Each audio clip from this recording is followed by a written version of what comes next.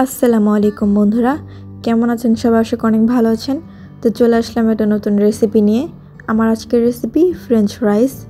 তো চলুন বেশি দেরি না করে রেসিপিটি শুরু করা যাক। আর আজকের রেসিপিটি আমি সম্পূর্ণ ঘরোয়াভাবে করার চেষ্টা করব। তো রেস্টুরেন্টের মতন না হলেও এটা কিন্তু খেতে দারুণ লাগে। তো চলুন বেশি দেরি না করে শুরু করা যাক। আর রেসিপিটি ভালো লাগলে কিন্তু অবশ্যই একটি লাইক চাই। তো এই তো এখানে আমি বড় বড় সাইজের 4টি আলু নিয়ে নিয়েছি।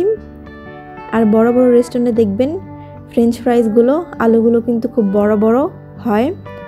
তো যত বড় বড় আলু হবে তত কিন্তু খেতেও ভালো লাগবে আর দেখতেও সুন্দর লাগে।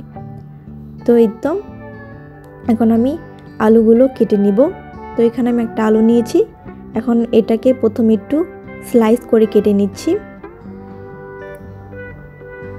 তো স্লাইস করে কাটার পর এটা ফ্রেঞ্চ ফ্রাই আকারে আমি কেটে নিচ্ছি লম্বালম্বিভাবে। অত চিকনও না আবার বেশি মোটাও না, একটা মিডিয়াম সাইজ দিয়েছি। তো পরেরগুলো আমি ঠিক এমন করেই কেটে নিচ্ছি। তো এই তো আমার সবগুলো ফ্রেঞ্চ ফ্রাইস কাটা শেষ। এখন আমি একটা বোলে উঠিয়ে এটা খুব ভালো করে আলুগুলো ধুয়ে নিব। তারপরে খুব ভালো করে আলু থেকে পানি ছাড়িয়ে নিব, যাতে কোনো রকম কোনো পানি না থাকে আলুর গায়ে। তো বন্ধুরা, আজকের ফ্রেঞ্চ ফ্রাইগুলো আমি ওভেনে বেক করছি। তো আপনারা চাইলে তেলেও ভেজে নিতে পারেন। তো এই তো আমি একটা ওভেনের প্লেট নিয়েছি, মানে ট্রে নিয়েছি। এটা কিন্তু যে কোনো ওভেনেই থাকে। তো আমি প্রথমে একটু তেল মেখে নিয়েছি। তো এখন আমি আলু ম্যারিনেশন করে নেব। তো এখানে দিয়ে দিলাম আধা চা চামচের মতন হলুদ গুঁড়ো, স্বাদ মতো নুন, আর দিয়ে দিলাম 2 চা চামচের মতন কর্নফ্লাওয়ার। বন্ধুরা, কর্নফ্লাওয়ারটা কিন্তু অবশ্যই দিতে হবে। এটা কিন্তু বাজারে অ্যাভেলেবেল পাওয়া যায়। তো এটা দিলে কি হয়, অনেক মুচমুচে হয় আর খেতেও ভালো লাগে। খুব ভালো করে মিশিয়ে নেওয়ার পর দেখতেই পাচ্ছেন কত সুন্দর একটা কালার চলে এসেছে। তো এখন আমি সেই ট্রেটা নিলাম। এখন ট্রের উপর দিয়ে দিলাম সেই আলুগুলো দেওয়ার পর খুব ভালো করে একটু তেলের সাথে মিশিয়ে নিচ্ছি আলুগুলো।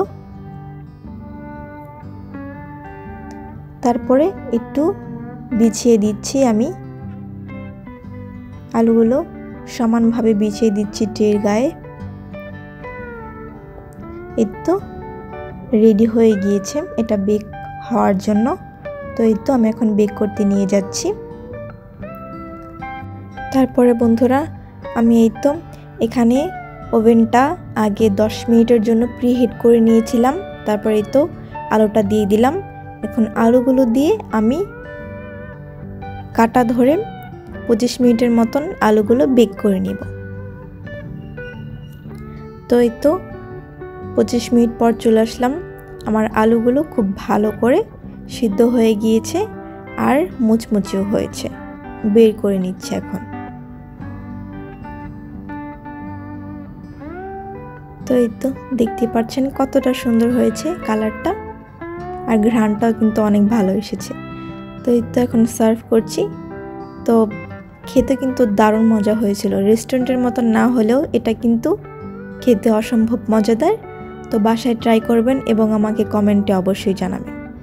তো আজকের মতন এই পর্যন্তই। আর আমার পাশে থাকতে হলে কিন্তু অবশ্যই চ্যানেলটি সাবস্ক্রাইব করে দিতে হবে। তো আজকে এই পর্যন্তই। ভালো থাকবেন সবাই। আল্লাহ হাফিজ।